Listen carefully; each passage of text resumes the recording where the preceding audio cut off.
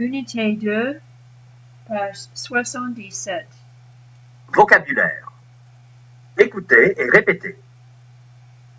Un chef, A chief or head, a boss. une employée, A lady employee, un employé, a man employee. Suzanne s'approche du car. Suzanne approaches the coach. This case, car is a coach bus going from one city to another. A bus is one that goes from stop to stop in a single town. Elle se tait. She's quiet, or she gets quiet. Elle se fâche. She gets angry. Elle se repose. She rests. Not the same as dormir, because dormir means to sleep.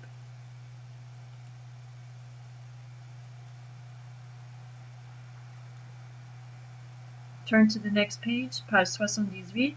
Conversation culturelle. Écoutez.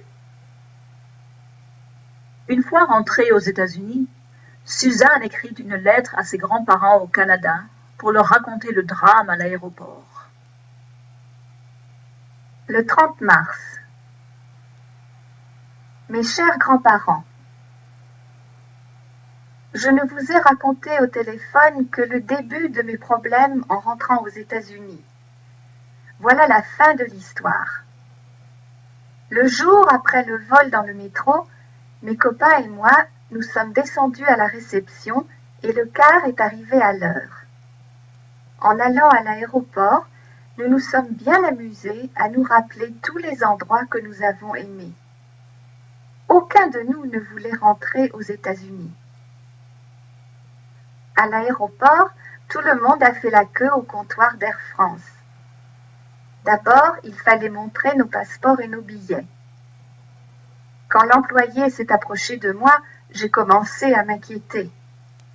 Madame Taylor restait à côté de moi. Quand j'ai dit à l'employé que je n'avais plus mon passeport, il nous a emmenés, Madame Taylor et moi, au bureau de son chef. Elle avait l'air occupée. Je ne sais pas pourquoi, mais je me méfiais d'elle. Madame Taylor lui a raconté l'histoire, puis lui a téléphoné à l'ambassade. On m'a posé beaucoup de questions, par exemple le nom de jeune fille de ma mère.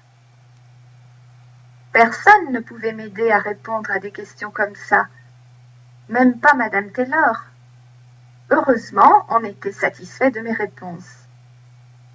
Ensuite, le chef a regardé le récépissé. Puisque je ne suis pas allée à l'ambassade, je vais être obligée de payer une amende de $100 à l'immigration aux États-Unis. Madame Taylor s'est fâchée et a expliqué que je n'avais ni argent français ni argent américain. Moi, je me suis tue. Ce problème de l'immigration, je n'y ai rien compris. Finalement, une employée nous a aidés à faire enregistrer nos bagages. Puis, c'était le moment de passer à la police française.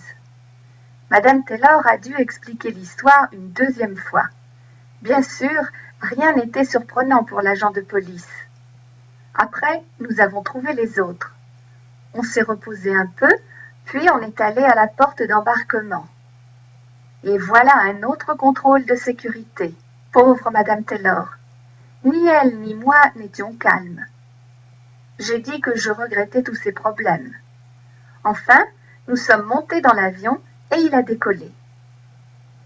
Quand nous sommes arrivés à l'immigration aux États-Unis, nous avons raconté l'histoire et avons montré le récépissé une 4e fois. L'agent a expliqué que je pouvais payer l'amende par courrier. Je n'avais aucune idée que mon passeport était si important.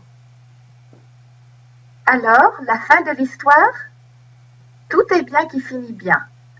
Hélène et moi, nous nous sommes si bien entendus que nous allons être camarades de chambre à l'université l'année prochaine. Et la police de Paris m'a envoyé mon passeport, mes cartes de crédit et mes chèques de voyage. Quelle chance! Je ne m'attendais pas à une fin si heureuse. À bientôt. Grosse bise, Suzanne.